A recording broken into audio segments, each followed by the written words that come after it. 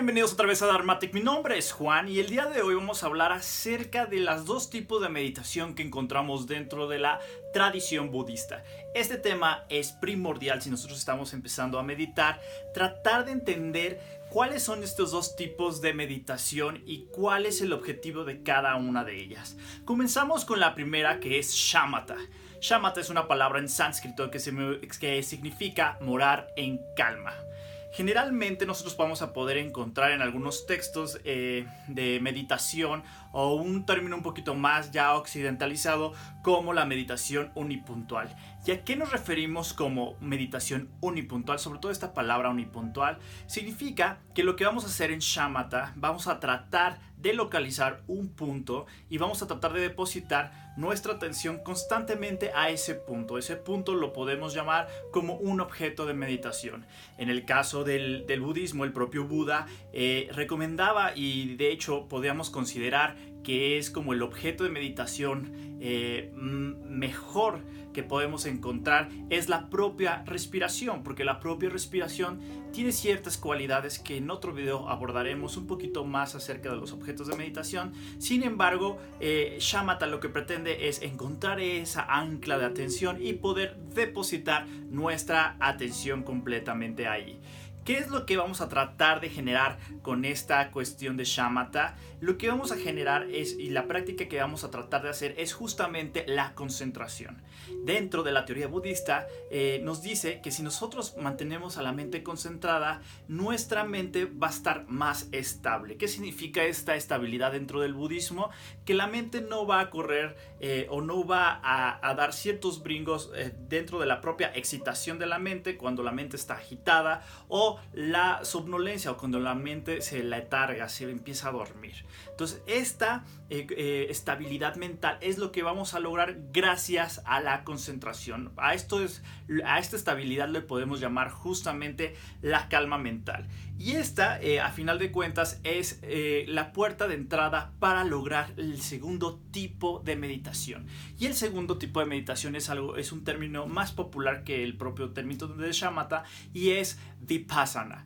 ¿Qué significa vipassana? Vipassana significa ver intensamente las cosas.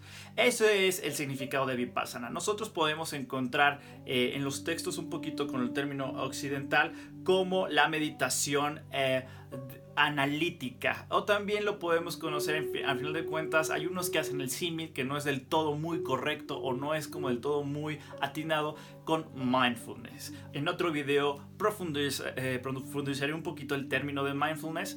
Sin embargo, así le conocemos a la meditación vipassana. Vipassana, como ya mencionamos, es la meditación de análisis. ¿Esto qué significa? Si nosotros ya con shamatha concentramos la mente en un solo punto, ya tenemos una mente que está libre justamente como de estas impurezas que se nos presentan al momento día con día o en la meditación, ¿no?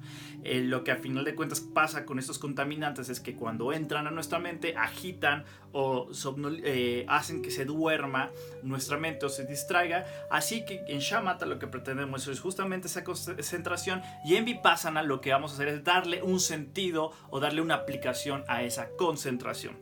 Lo que vamos a pretender hacer con vipassana es justamente obtener un insight. ¿Qué podemos definir con esta cuestión del insight? Podemos definirlo como una especie de darnos cuenta de las cosas. La forma en como lo podemos decir un poco como mexicanizado es que nos caiga el 20. En el budismo, de hecho, le ponemos el término en español como las realizaciones. Hablamos de los meditadores que están comenzando a tener realizaciones sobre tal o cual tema en el cual están meditando, los cuales lograron. Es una especie como de entendimiento pleno, no intelectual, sino que la mente misma, libre de estos tapujos tanto conceptuales, de definiciones, emocionales, de pensamiento, se encuentra esta mente desnuda, como dirían los maestros zen, frente a la experiencia propia. Y eso es lo que ocasiona a final de cuentas un insight.